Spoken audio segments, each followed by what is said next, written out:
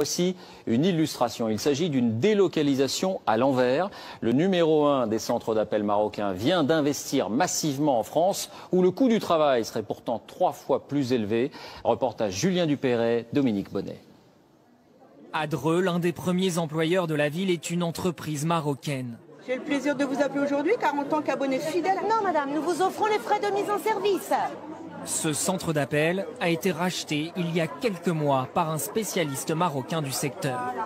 Non, du tout, madame, rassurez-vous. 130 nouveaux CDI créés, un investissement venu de l'étranger inespéré pour les salariés, alors que le chômage dans la ville dépasse les 12%. Ce que je voudrais pas, c'est qu'ils délocalisent, parce que moi, j'ai pas envie d'aller au Maroc. L'idée n'est pas le fait qu'on soit racheté ou pas. Le fait, c'est qu'on puisse travailler. Des centres d'appel marocains en France, c'est un peu le monde à l'envers. Jusqu'ici, ce sont plutôt les emplois français qui partaient vers des pays où la main-d'œuvre coûte moins cher, comme le Maroc, le Sénégal ou ici la Tunisie. Alors, comment expliquer l'arrivée d'entreprises marocaines dans une France où les salaires et les charges sont bien plus élevés? Un numéro de téléphone, s'il vous plaît.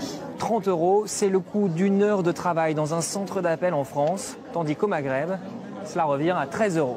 Ce patron marocain a lui aussi installé une plateforme téléphonique en Normandie. Ça va? Et peu importe le coût, il y a de la demande, une demande bien précise.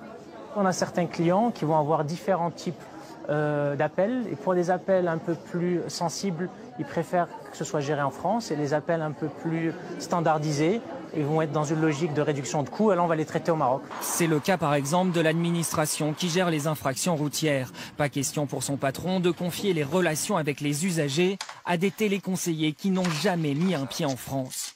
Il vaut mieux connaître le droit pénal, mais surtout l'environnement juridique et géographique. Il faut connaître un peu le code de la route. Donc nous, on souhaite que les téléconseillers disposent d'un permis de conduire ou d'un apprentissage au permis de conduire. C'est ce qui permet de répondre plus facilement aux gens. Services publics, banques, assurances, ils sont nombreux à exiger des centres d'appel Made in France. Aujourd'hui, les plateformes téléphoniques françaises comptent encore 270 000 salariés contre 60 000 au Maroc. On en vient maintenant au